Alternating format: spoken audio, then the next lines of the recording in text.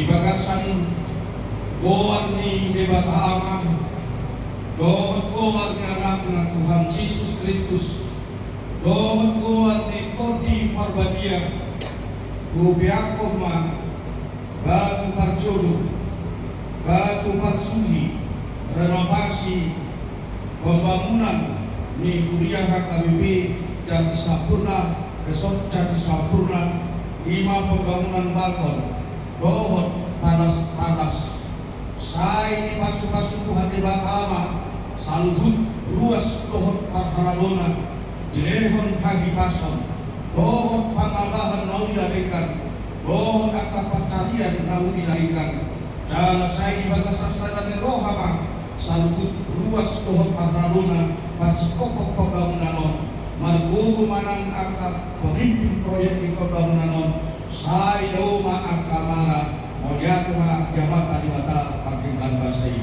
Amin.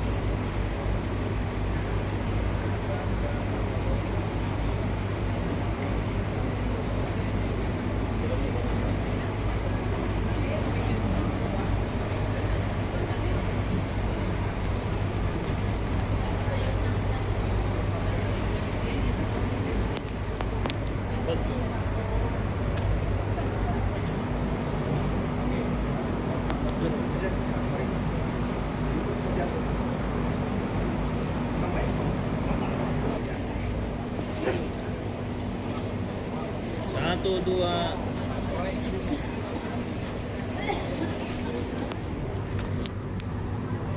Satu, dua, tiga. Lagi 1, 2, 3.